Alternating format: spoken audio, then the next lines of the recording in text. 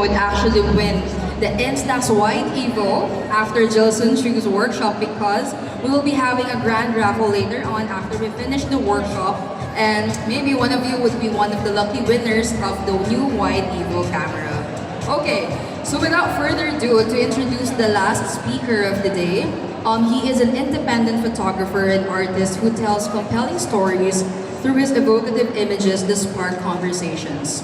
Using the Instax, he actually connects with people through his art, bringing his narratives to life. Introducing the head ambassador for Instax White Evo, let's please welcome Jilson Chu. Hello, magandang hapon. Good afternoon. Ay, ganito lang pala. Ayan. Good afternoon. Una sa lahat, salamat sa pagpunta at malapit na mag-dinner. So, ayan. So, I'll just be explaining yung exhibit namin ngayon dito. Actually, this is a very different take on how I photograph things. The title of my exhibit, yung 50 pictures na nandyan, is Finding Hope. So, nagtataka kayo bakit empty yung frame, empty yung picture. Mamaya explain ko na hanggang ngayon, wala akong permanent na bahay.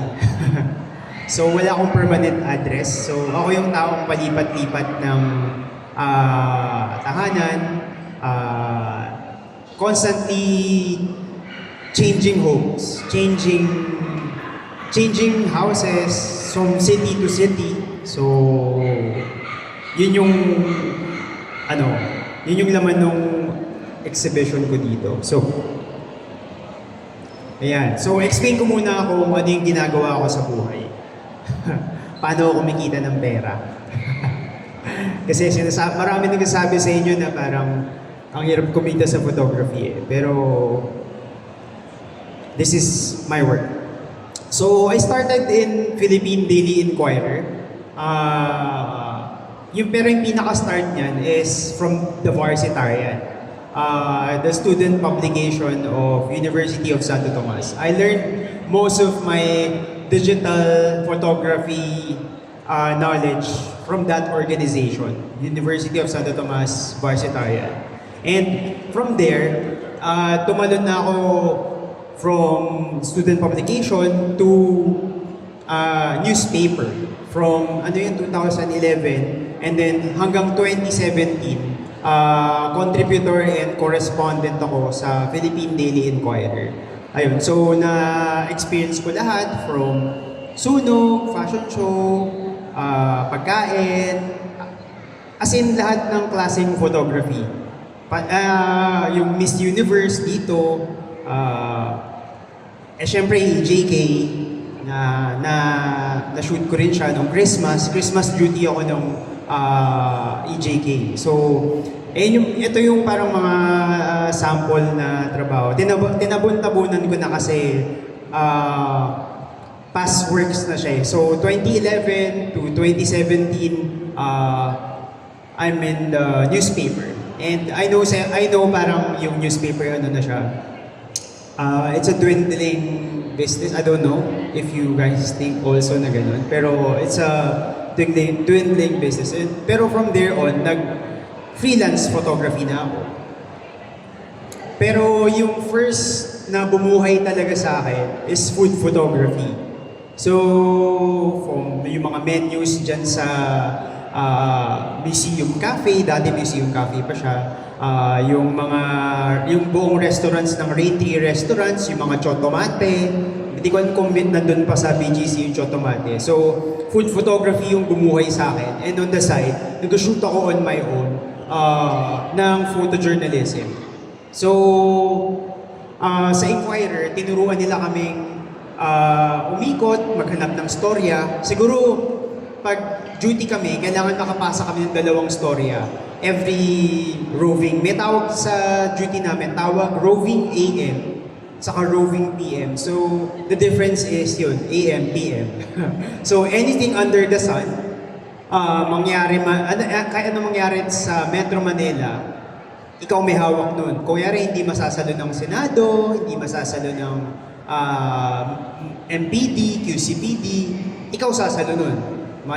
Mapasunog, mapastorya ng reporter, or syempre, important, yung storya mo na ipapasa mo that day. So, kailangan makapasa ka at least 2. Ayan. So, ang tawag nila sa akin dati sa Inquirer is Mr. Sunday. Kasi sa Sunday lang na lumalabas yung mga picture ko. So, yung outlook ko kasi sa photography is all positive. I tend to not to document things na nag-dehumanize sa tao. Kaya rin umalis na ako ng dyaryo. Gusto ko pag nakikita ng tao yung litrato ko, may naaalala sila at may memories na natatrigger sa kanila. So, ganun yung gusto kong feeling na ibigay sa tao. At syempre, under good light. Yun naman yung importante sa photography. Good light with good story. So, ayan. So, ito yung mga sample works nung pandemic. Yan. Mga paano kumita ng pera. So, ganyan.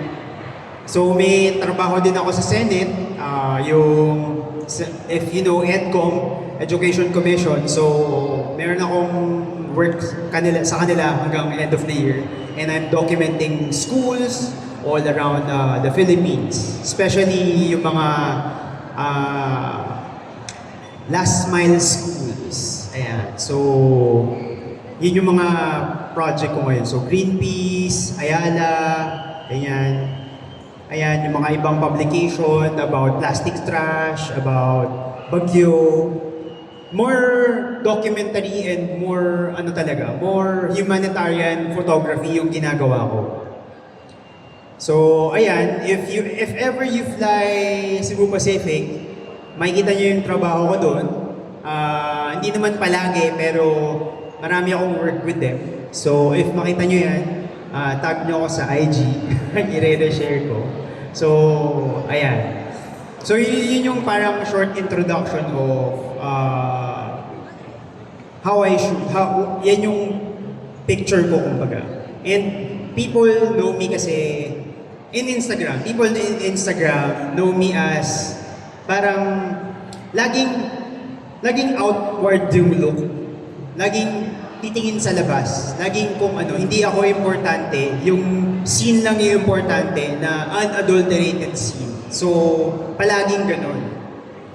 And eto na, kukwento ko yung parang paglipat-lipat ko ng bahay-bahay sa buong Pilipinas at bansa. So, born in 1991, Tondo, Manila, at Chinese General Hospital. So, ayan, pinanganak ako doon.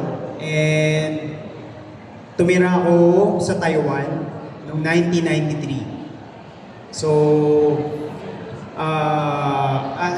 my friends know me na wala akong citizenship because hanging yung passport ko eh. Little explainer lang. Our country is jus sanguinis. So, which means by blood. Sa Amerika, jus soli, which is by land. So, pag pinanganak ka sa Amerika, Amerikano ka. Pag pinanganak ka dito, kung ano yung passport ng parents mo, regardless of the land, yun yung citizenship mo. In my case, both of my parents are Taiwanese. And walang magagawa yung embassy kung hindi bigyan ka ng temporary passport. So what I have now is a temporary Taiwanese passport. So inaayos ko pa siya, in-process pa ako fixing it. And considered foreigner ako dito sa bansa. With permanent visa. Hindi naman ako illegal alien. Pero ayan, so I lived in Taiwan 3 months. And then moved again to Binondo with my grandparents. After they moved to the province, we moved to Tondo, Manila, Divisoria. Ito yung parang namulat ako sa film because my mom used to shoot film, and then she gave me this toy camera, and I will go around Divisoria taking pictures of kapitbahay, tindahan, tindera. So nasanay ako sa ganung buhay. Tuwing namamalengke ako sa Divisoria, pinapamalengke ako ng nanay ko sa Divisoria dati. So kukunan ko ng picture yung mga tinda, mga ganyan. So may history, malalim sa puso ko yung Divisoria Tondo. So, kaya ako palaging bumibisita dyan. So, most of like 2010, I think, 2007, nasa Tondo Divisoria ako. And then, moved to Tondo North, which is papunta ng Caloocan. So, buong college life ko, dyan ako. And then, nung pandemic, lumipat ako sa Binondo. And then, from Binondo, yan, mag-isa na ako niyan. And dyan ko na-discover yung peace ng mag-isa. Ayan. So, sa mga hindi independent dyan, kung gusto nyo maging peace, I don't know, masarap tumira din mag-isa. Kasi malaki man yung gastos, pero yung freedom ba at saka peace, bibilin mo siya. Ayan, so lumipat ako sa Binondo until 2021, and then to Makati, 2024. So, nakita nyo ang dami kong kinalunod na lugar, di ba? So, yung title ng exhibit ko is Finding Home. So, an inward perspective, always lost on the way home. So, palagi akong palaboy-laboy sa labas nung nasa Inquirer pa ako. Nag-photo ako mag-isa, nag-shoot. Hinahanap ko yung sarili ko, hinahanap ko yung permanent. Saan ba ako nakatira? Tiga saan ba ako, di ba? Yung question na, tiga saan ba ako? Saan ba ako nakatira? Bakit ko to nakikita? So yung mga ganong existential crisis questions, tinatanong ko sa sarili ko. And I never really looked into it until this project came. It's a perfect yung Instax Wide Evo, it's a perfect project for me. It's a perfect opportunity for me to exhibit and express yung inward perspective. So, ayan. So, through pictures, I find anchors. So, fragments of memory. So, yun yung naranasan ko sa Instax na parang binalikan ko yung mga nakita ko sa nung bata ako, ganyan. So, if makita nyo yung exhibit ko dyan, yung gitna niya bilog na may kape, tapos may reflection ko yun. So, yun yung gitna, yun yung pinaka-importanting part ng buhay ko. And then, paalis, pataas, pababa, less important na per layer. So, yung buong frame na yun, curated siya on how do I feel? Parang ganun. So, yung project na to and camera na to, it let me be human. Kumbaga, not an outward looker, parang onlooker lang. Parang naging inward yung perspective ko in shooting. Medyo madrama siya, pero ganun eh. Ganun yung na-feel ko nung ginagamit ko yung camera. Ayan. So, the title of my exhibit is Finding Home. So, yung first layer is portraits ng mga tao kung saan ako pumunta. So, binigyan ko sila ng kopya ng lahat niyan. So, iba yung feeling ng may binibigay kay. Kasi for me kasi, shooting kasi, if you take pictures, you always take something from someone. It's yung essence ba nila, yung soul, sininiwala soul. Pero may kinukuha kang something sa kanila. You gain something, they don't benefit from it. Most of the time. And ikaw yung may benefit, ikaw lang yung may matitake home. So, with the Instax, mabibigay ko sa kanila yung photo, at the same time, meron akong copy ng memory na yun. So, rare para sa akin yun. Minsan, pag nag-shoot ako sa kalsada, sinasabi ko na lang na, sisend ko yung picture. Pero minsan, nakakalimutan ko na. And kadalasan naman ng mga taong nami-meet ko sa kalsada, wala naman silang email, Facebook lang, tapos yung Facebook nila, alam mo yun, gusto mong maging friends yung taong to, alam mo yun. So, not naman to be masungit, suplado, or whatever. Siyempre, privacy na rin, di ba? And, most of the time, siguro 50% of the time, minsan ko lang talaga nasisend ko yung pictures sa kanila.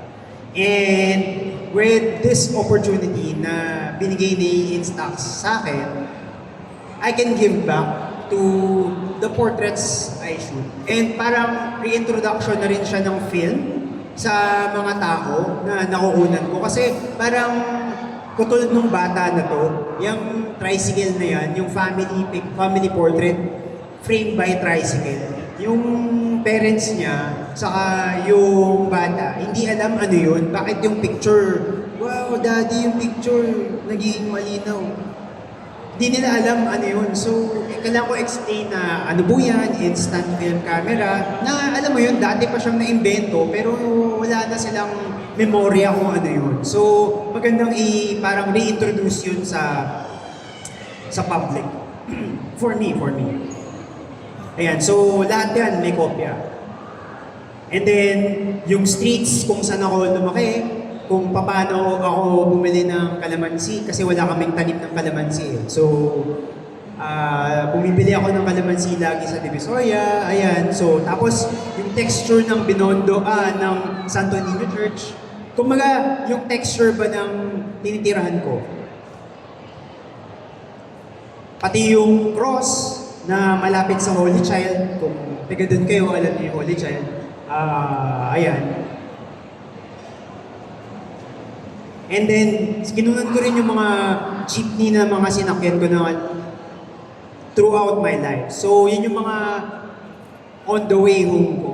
So, from MCU Abad Santos, di ba?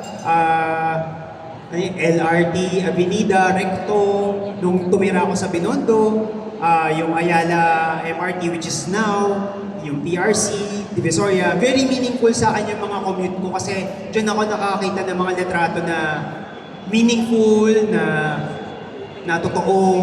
Ayan, so yung jeepney kasi ngayon delikado siya eh. Pero yan yung buhay ko from college, from grade school, up to now, nag-jeep pa rin ako. Pag hindi ako nagbabike or nag-grab, nag-jeep ako.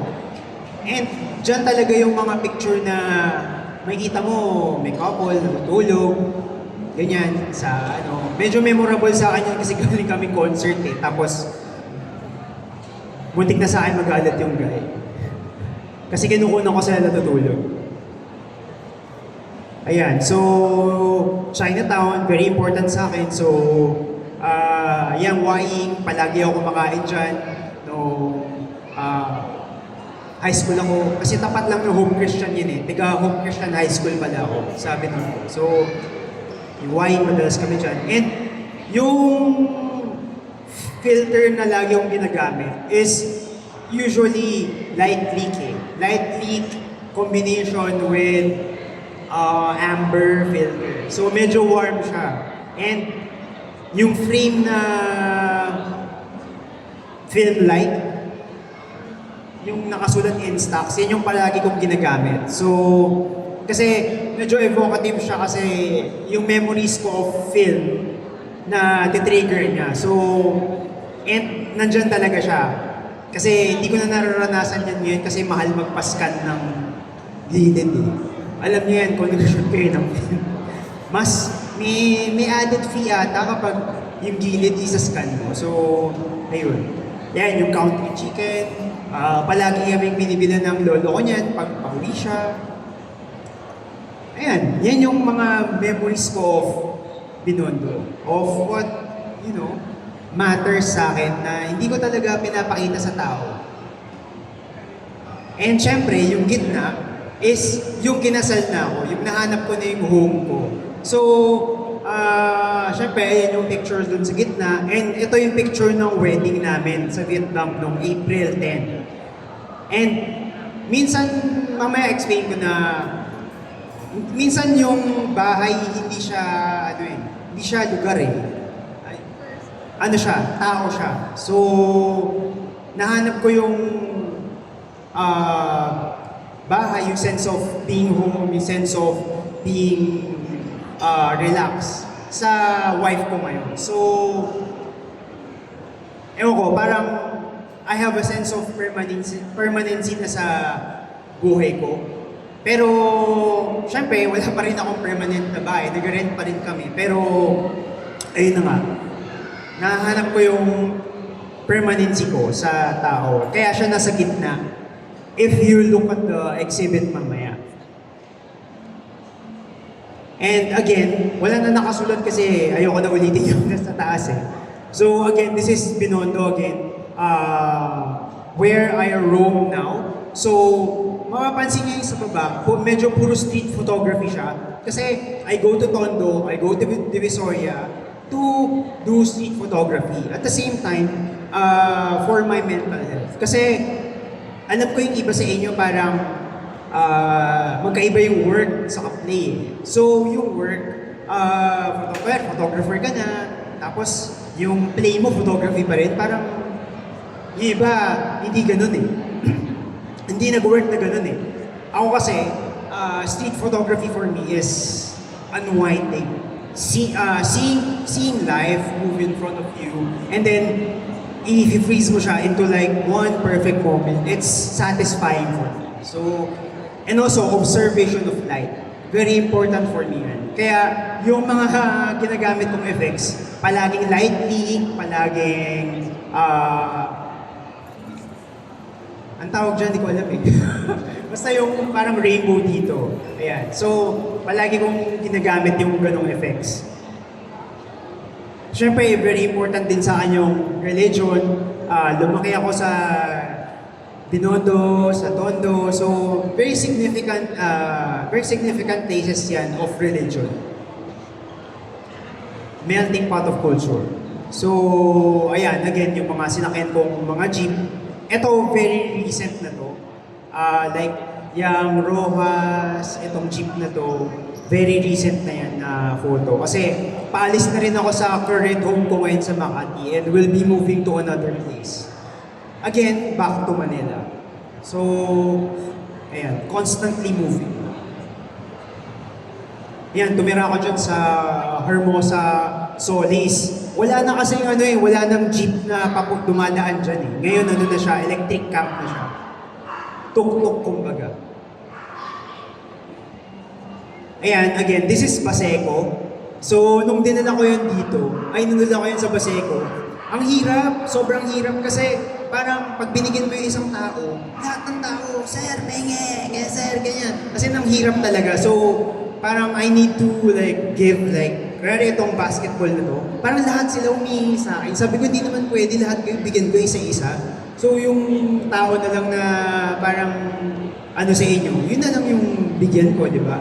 And itong date stamp na to, dati, nung nag-film ako dati sa May Amin, yan yung parang filter. Pero hindi siya filter, nakalagay talaga siya dun eh. Pag may toy camera ka dati, kapag nagpa-develop ka, may ganyan. So, very memorable siya. Tapos hindi ko siya ma-replicate ngayon. And now, na-replicate ko na siya. So, I'm happy na may ganong klaseng filter tong Instax YD ko. So, it allowed me to remember a lot of stuff that I used to do in Tondo and Binondo. And also in Baseco. Di ako tumira sa Baseco pero madalas ko siyang bisitahin. Kasi yung mga ibang kalaro ko, dumadayo pa. Tapos parang frat member yata sila pero nakalaro ko naman sila. Ayan, again, Divisoria. Ayan, Tondo Church during Santo Niño. Yung street na to sa Divisoria, hindi ko matandaan anong street siya eh. Aguirre ata eh. Hindi, Ilaya. So, yung Ilaya na yan, dyan ako palagi pinapadala ng nanay ko. Mamalengke ng isda, ng baboy, di ba? So, hindi ko na maalala yung ibang pictures dyan. Pero, nung pumunta ako doon at ginagamit ko to, parang ganun yung mga image na napoproduce ko nung bata ako eh. Parang ganun lang. Siyempre, mas maganda ngayon kasi siyempre, wala naman akong ganyang klaseng camera noon. So, ayan.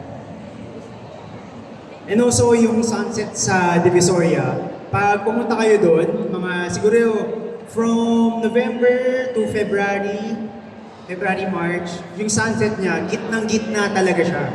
So, if ever gusto nyo mag-shoot ng mga ganyang klaseng picture sa Divisoria, mga ganun buwan kayo pumunta. And pagdating ng December, medyo ano pa siya, medyo may ulan. So, yung tawag dun, sun shower. So, makakita kayo ng mga ganong scenario on an urban scene. So, magical siya makita. Usually, nakikita ko lang siya sa summer, saka sa Batanes. Yung ulan, saka yung araw nag-mix. So, ganun din sa Divisoria. Ayan, so yung last frame ko is my place in Makati. A padlock na na-feel ko na parang nag-connect ako doon sa padlock kasi lagi akong stuck. Yung bike ko syempre, yung Makati, yung daily commute ko sa Makati, and also my passport. So, if hindi nyo alam, China does not consider Taiwan as a country. And whenever I go to Hong Kong or Hong Kong or China, I haven't been in China, but I have been in Hong Kong multiple times. They will give you this a new passport. Tawag ay travel document. So it's a new passport issued by Chinese embassy. And ayan, yan yung ginagamit kong passport. So, 2 passport yan na hindi siya permanent passport. So, alam mo yun, parang joke yung document ko. So, right now, I'm still finding a solution on how to fix this issue. Because nilalaban ko talaga na stateless ako. So, yun yung kailangan ko ma-solve soon. Kaya siya nandito. Nasa pinaka-edge siya ng frame kasi yun yung hindi pa tapos. So, continuing story siya of documenting this life. Ayan, so my home is a person. So, at the end of the day, ang nahanap kong tahanan is yung napangasawa ko. Hindi yung permanent. Hindi yung mga nirent ko, ganyan, hindi yung mga cities na na-visit ko. Kasi whenever I move out, ang lungkot kasi ang dami mong memories, especially sa Tondo, parang dami kong dami kong kalaro, dami kong mga tito-tita, mga kapitbahay ko. Very tight-knit yung community Tondo. If you live you know that very sila, generous. Ayan, so my home is a person, which is Alia. Dito siya. So that's the explanation of my exhibit. And sorry, medyo short lang siya. And if you have questions, now is the time. Hello. Alright, okay, thank you so much, Jilson. Wait, akit na. But again, as mentioned, this is now the time to ask questions to Jilson. So meron bang mag-ask ng question to him? Like anything you want to ask about photography, his creative process, about Instax? Don't be shy. Ayun, okay, miss. Tanong ko lang po about dun sa mga photos na may color or yung may mga sabi mo you go to warmer tone. Paano po na-achieve yun? Especially yung sa warmer tone and also yung may sunset po na iba-ibang Ano, yung pictures kasi lahat dito, wala siyang edit eh. Directly siya from Instax White Evo. So, ginagamit ko yung filter dito na amber para maging warm lahat. Tapos minsan ginagamitan ko rin ng lightning na effect. So, basically, it really needs to have like good light. Dito siya galing eh. So, yun, amber. pero yung digital, sige, go. A good light meaning, is there a certain day or a certain, area na that yung... For me kasi, good light is medyo warm and kasi ang photography ko is heavily influenced by painting since fine art student ako. And yung favorite painter ko is Caravaggio. So I always imitate his light of hard warm light. So most of the time, ganun ako mag-ilaw sa lahat. Sa portraits, sa mga photography, sa documentary photography. So palaging ganun. Pero it varies sa people eh, kung ano ba yung magandang ilaw sa'yo. At saka depende din sa story.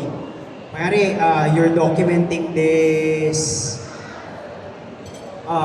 kitchen in the forest, ganyan. So, ang magandang ilaw doon for me is like 12 o'clock, lunchtime, may ilaw sa taas, nagsisip in para kita yung usok. So, depende sa'yo kung ano yung magandang ilaw. But for me, yung magandang ilaw is yun nga, 4 p.m., 5 p.m. Okay.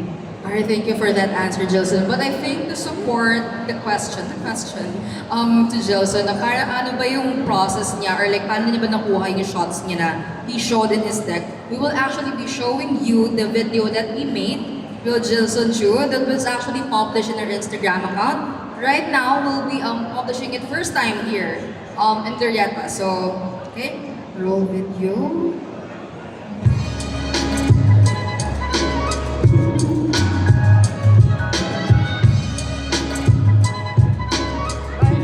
Magmamas pa.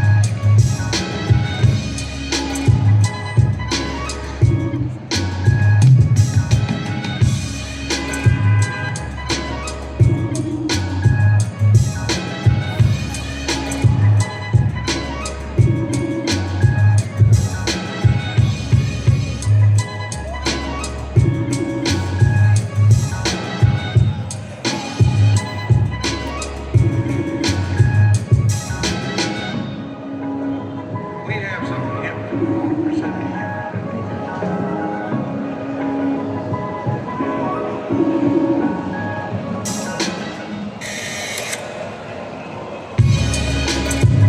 Alright, so let's give it a round of applause naman for that video. So grabe init ng shoot namin na yun. Oh, grabe. May Yeah. yun. But actually naman, just to make more chika about the video, it was our first time actually working with Jilson, and it was really an honor for us to actually have a photo walk with him. Kasi imagine, syempre, di ba, we're shooting him while he's also shooting his work. So ang masasabi lang namin is napakabilis po ni Jilson Chu mag-shoot. Nahirapan po kaming makikeep up sa kanya. Like parang kami, nag-take pa lang kami ng fake ng photo. Si Jilson mga naka 3 shots na.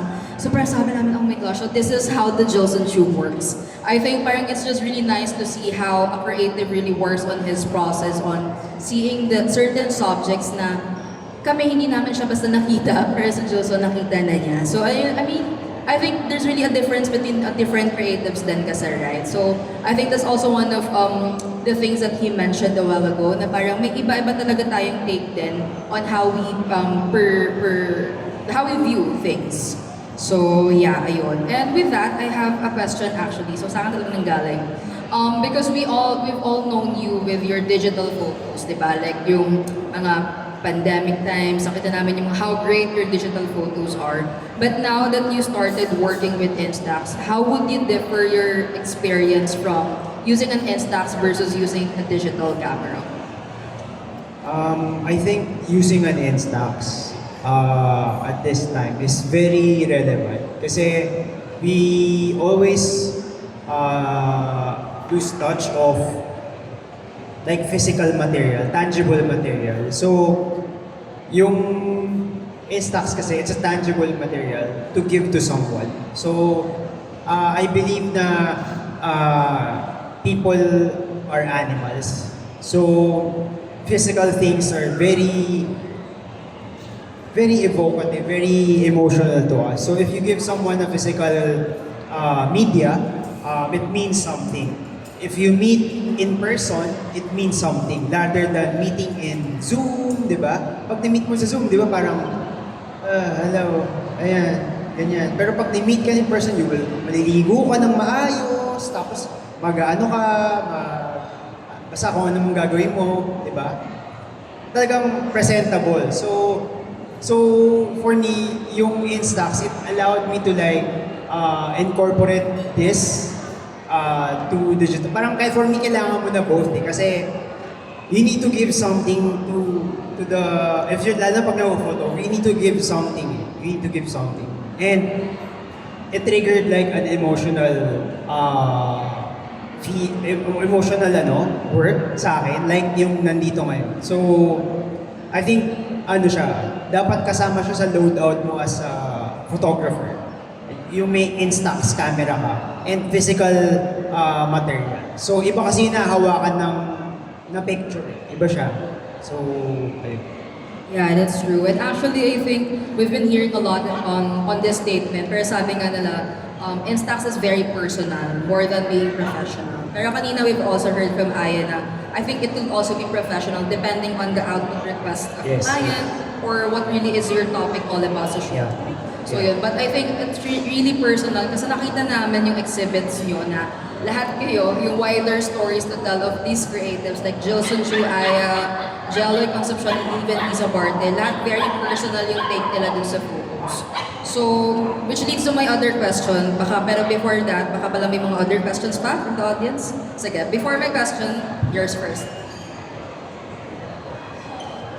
Hi. Hello. So I just want to supplement yung earlier question ni Ate. That I'm pretty much sure you have been like with that camera for a long time already. Like, I mean, may experience ka na per se. Like, what are your favorite features around sa camera that most DSLR or digital cameras doesn't have? And what are the things that you don't like, the limiting factors that you want to, let's say, have a improvement in the later models, if ever? This one. Yes. Okay. And I guess that's for now. I'm still. Okay. I think yung benefits talaga nito is really printing pictures. Yun talaga yung selling factor, I think. And may camera na rin siya. Kasi yung alam ko yung ibang Instax printer lang siya, tama? Ayan, printer. Ito, may printer siya, may camera. And pwede mo siyang palitan ng iba't ibang style. As sa nakita mo kanina, na mga iba't ibang works namin, ganyan. So, I think yung limiting factor lang is, syempre, kailangan mo pa rin ng ibang Fuji na camera. So, hindi siya all-in-one na camera na kaya professional photographer ka, hindi siya all-in-one na nandito yun yung bibigay mo sa client. Ano siya? I think, kung may, paano ko ba i-compare? Basta, kailangan siya sa system mo. Part siya ng kumbaga, weapons mo on executing yung gusto ng kliyente mo. Whereas sa weddings, yung Instax, iba rin yung dating ng Instax sa wedding. Compare mo sa like, if you have a medium format camera, iba yung reaction ng tao, iba yung reaction ng yung kinukuha naman ng portrait. So, naranasan ko sa kalsada, iba yung reaction ng tao dito. Compare mo sa digital or bigger cameras. So, I think it matters a lot na meron kang ganito. Pero, ayun nga, hindi siya all-in-one. So, yung kailangan mo pa rin ng, syempre, digital na napapalitan ng lens and all. So, as a professional. So, yun. Yeah, that's true. And also to support lang din Joson's statement on that. I mean, not being biased, syempre. I'm a marketer of Instax. But I think Instax is on a different category talaga.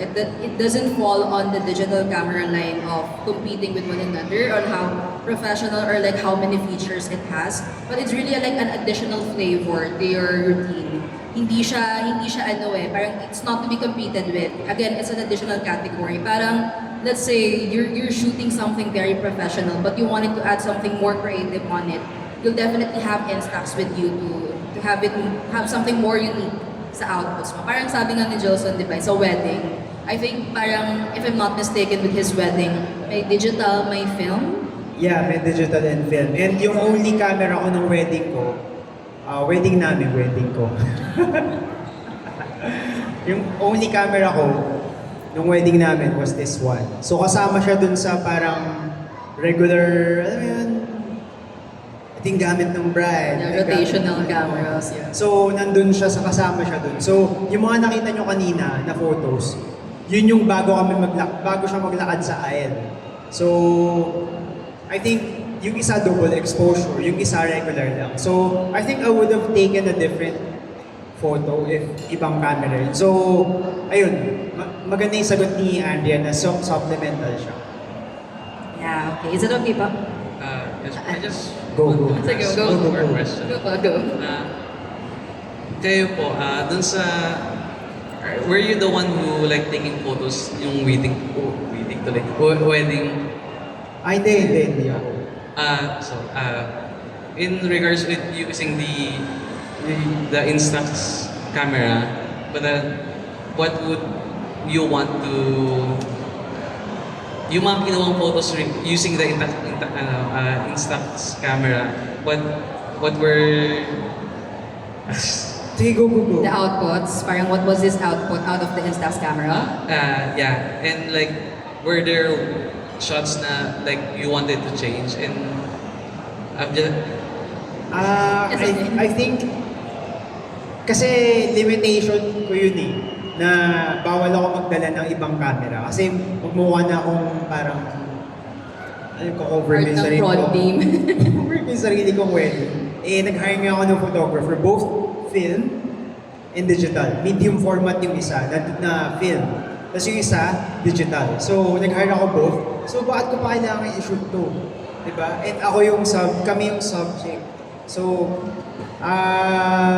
ayun. So, yun yung mga kuha ko na I guess hindi ko naman pinagsisisihan kasi, I would have taken a different photo na less emotional, more professional compared sa kinunan ko ng ngayon na pinakita ko sa inyo na very personal. So, yun. ayun naman. Thank you po. Okay, thank you so much. Alright, how about the rest of our okay, hello po. Sige po.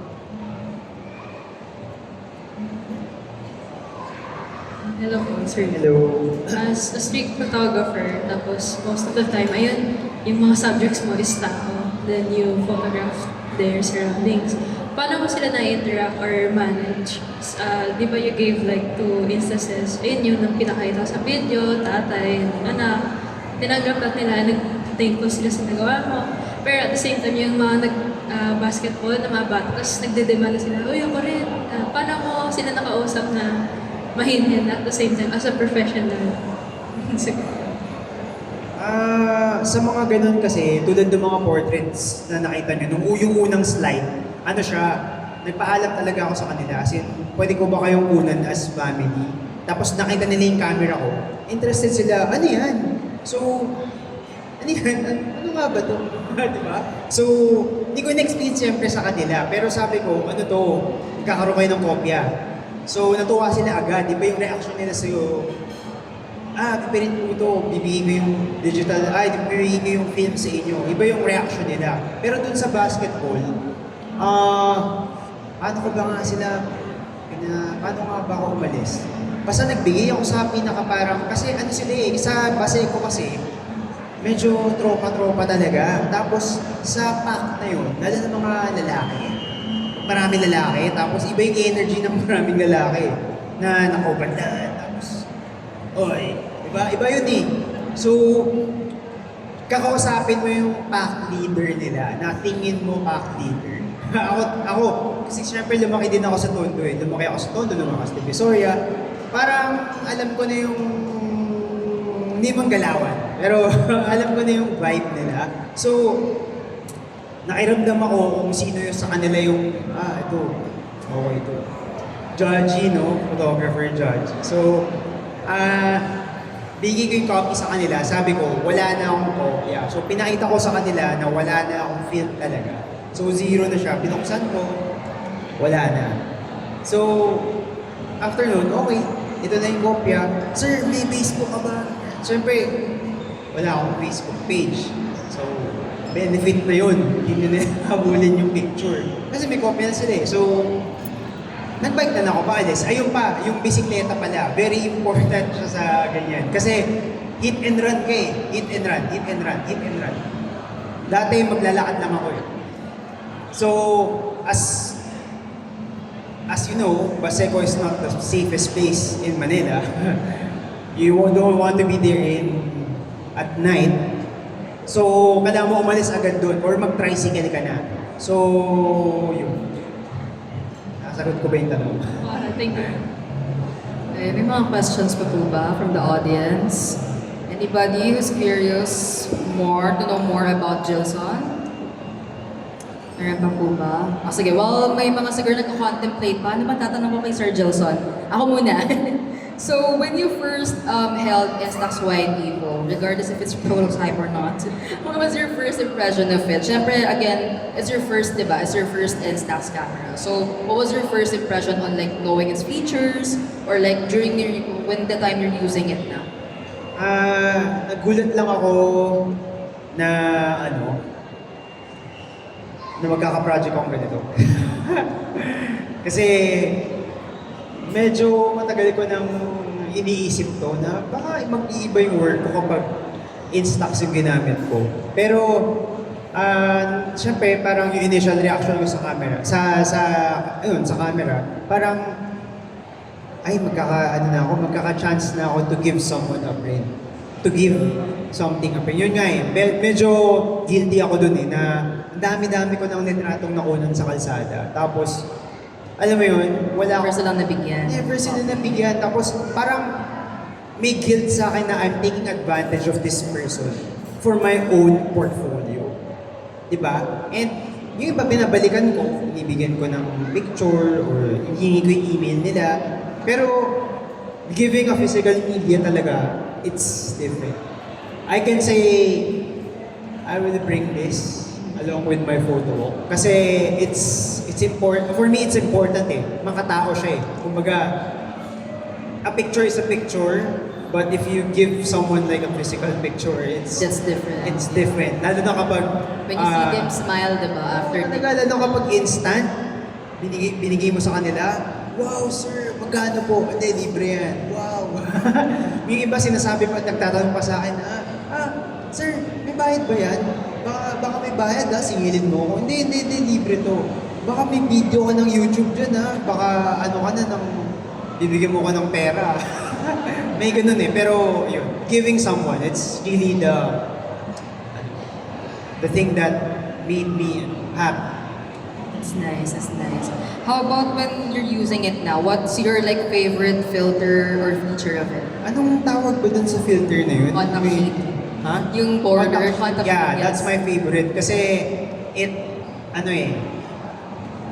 naaalala ko yung mga kinunan ko noon. And syempre, It's old and classic. old and classic. And syempre, nagpapaka-hipster na rin ako. pero yun, yun yung favorite ko kasi nakasulat din dun yung Instax White Evo. Di ba sa iba? Yes. Sa iba wala, di ba? Wala. Yun lang yung nakasulat na Instax White Evo. Saka maganda siya kasi yung pag nakikita mo yung mga ibang film, di ba? Nakasulat yung film dun sa gilid kapag in-scan mo siya. Nakasulat kung anong film yung ginamit mo or yung ISO na ginamit mo. So sa Instax, yung brand Yung ng camera yung nakasulat. Saka yung number. Additional, yes, number. Oh, yun. So, yun yung favorite feature ko. And yung light leak. Oh yeah, same. I Light think leak. with Aya kanina, the previous workshop. It that's- makes the photos warm. And lalo na kapag you're gonna tell something that's gonna end. Kasi light leak is only happens when the film ends or when it begins. Oh yeah. Diba? But this Most of- time you're able to like apply it whenever you want to. apply it whenever you want to. Specifically dun sa photo na, may binubuo akong photo story.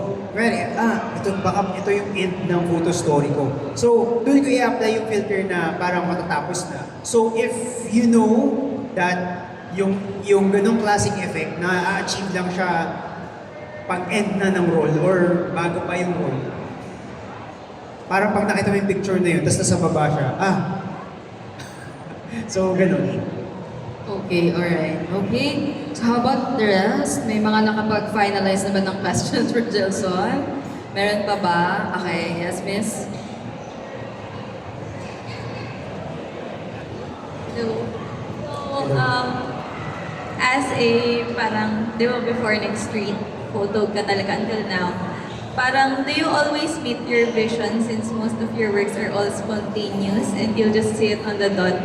Or there's a point where hindi na-meet yung kung ano yung gusto mong ma-portray, parang nag-iiba yung meaning niya? Depende. So, pag may assignment ako or may project ako tinatapos, may vision talaga ako ano yung gusto kong ipalabas. Story of Intramuros, of how it came to be. So, may mga specific frames ako na kailangan kunan, saka yung spots to visit. Pero, most of the time in my personal photo walks, lahat yun spontaneous. I just follow the light, what the light hits, how the light reacts, and I just adapt on what I see.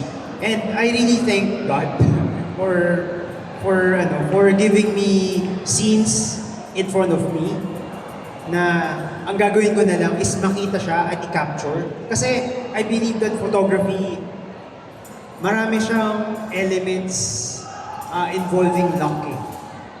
Of like, nasa sayo na yun kung makikita mo siya. Like, kung mayari, may gift ka makita yung bagay na to, makita, ito maganda to sa picture. Yun yung kailangan mong gift. Pero lahat ng bagay,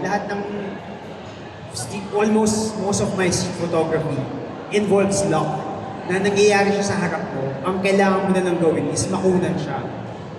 So, yun. So, parang accumulated knowledge na lang of light observation, how it reacts, what time to shoot.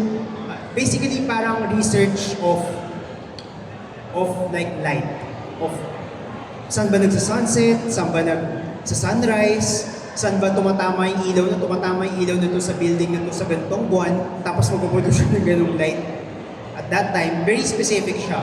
So, ganun na lang knowledge, I think, yung kailangan matutunan. Pero, all the scenes that you see in street photography, it's up to you to see it, but God will give it to you. So, Thank you. Okay, alright. Next, yes. She's wearing your shirt na. The Jelson shirt. Sorry, sige. After... sige, siya muna. Sorry po, siya muna. Hi po, I'm Jo. My question is, would you recommend Instax White Evo as practice camera for beginners na balak pasukin pa lang ang industry ng photography? Why? Since instant camera po siya, usually mga photographers, advice po nila is to start learning adjusting settings muna bago instant. Yan po. highly recommended. Kasi it's, number one, hindi siya kasing mahal ng digital, yung camera talaga, hindi siya kasing mahal ng ganun eh. And meron siyang SD card na wala yung ibang film. Wala yung ibang Instax. Tama, di ba? Yes, Yan, may SD card siya. So magkamali ka man, unlimited picture yun. So bahala ka na kung ano yung piprint mo. And I think this camera allows you to make mistakes a lot and see what can improve, what can you see more, di ba? So it allows you to make that kind of wiggle room. And kasi pag matututo ka ng photography, you're too obsessed of settings eh. Too obsessed of like, kailangan 1.2. Kailangan mataas yung shutter, mababa yung ISO, ganyan. Kailangan ganun. So, sa Instax, since automatic siya lahat, the only thing that you need to focus is yung yung The filters. yung filters, yung composition. So, matututuruan ka niyang tumingin ng mga bagay-bagay. So, ayun, I think you will enjoy the camera. And also, like, just to add on that, lagi akong disclaimer, even as a marketer of Instax, personally, I'm a hobbyist din before, and I've never really thought of using Instax data.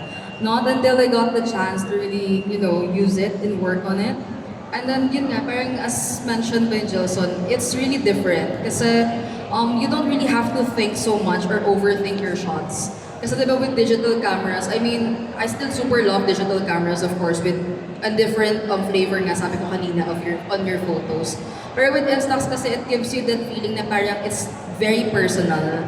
So, I think yun din yung na-mention din ni Jilson na parang when we actually ask him on his exhibit na what he wants to feature, sabi niya, it's really personal. So, it's something about home. So, ayun. I think kaya to answer din your question or to support Jilson's statement, it really is a recommended camera for beginners. Kasi parang it's gonna make you look on a very personal perspective versus being too professional on it and like overthinking on your shots. Kasi you don't really have to think on like the exposure triangle, mga ganon. So wala siyang ganon. You would just really think on the combinations on how creative your photos would look like. So, yeah. Okay ba? Okay, alright. Yes, miss. Tanong ko lang po, sabi niyo po kasi na you always go for light when you take photography. Is that always your goal, your set or focused on? Or kasi diba, everyone has smartphones and cameras, and me personally, I only take photos of moments or scenarios. It's only now that I'm learning to take framings and shadows and lights. Pero ikaw ba, are you also veered into taking moments or is photography all about light?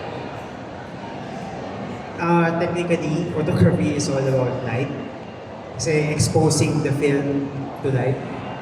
That's all about it technically.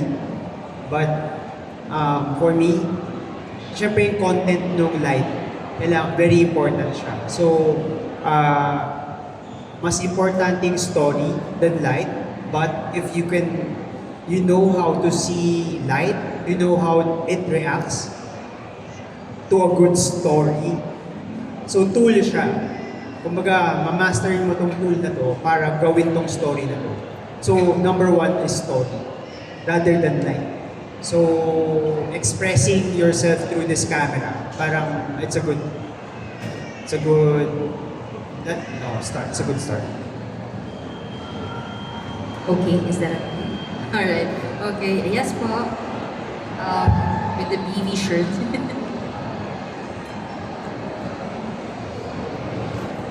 Ayun po. First of all, sobrang fan po ko nung the way you compose yung mga pictures yung mga story through pictures. So ayun po, sabi nyo nga po nag-start po kayo sa food photography, tapos po photo journal, tapos street photography. Ano po yung wish nyo na field or yung genre ng photography na gusto nyo po mas ma-explore or mas ma-discover. Additional din po, yung paggamit din po niyan nung Instax. I think marami pa akong gusto i-explore na type of photography. But I really wanna focus on, gusto ko ma-explore yung intimate portraits. Yun yung gusto ko ma-explore ngayon. Ginagawa ko naman siya, editorial. Like for work, ginagawa ko siya. Pero yung personal, yung kaibigan mo, mga ganon, gusto ko siyang i-tackle. So, nakita ko sa mga works ng mga friends ko, maraming portraits, si Aya. Saka si Jello, yung family niya. Talagang portrait photography, portrait ano talaga. So, yun yung gusto ko sana ma-explore. So, with this camera nga, na-express nila yung sarili niya through portrait. And yung main line ko dun sa exhibit ko are portraits. So, portraits of us while in the wedding, a portrait of me in a cup of coffee. So, I think yun yung gusto kong ma-explore. Yeah. Okay, thank you. Next question. Wait. Sorry, siya pa yung una ko nakita. Yes, this. Hi.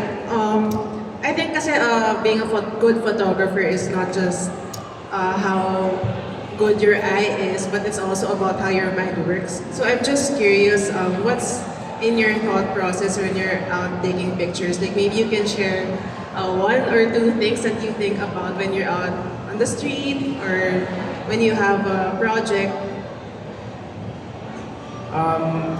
Pag may project ako, let's say yung ginawa namin dati, the cycle of plastic. So, sinundan namin yung life cycle ng plastic from trash up to maging pellet na siya ulit. So, nandun yun, nakafocus lang yung mind ko dun. Pero if I'm alone, like just walking and all, yung thought process ko, I think, I always think about good memories. Always good memories. Always the output should be positive, should be emotion triggering in a positive way. Kasi I've seen a lot of like sad stuff in covering news, covering politics, di ba? Sobrang daming sad stuff dyan. And parang I wanted good news naman. Kasi when I was working with with newspaper or news in general, kasi I've worked with other news agencies din eh. It's always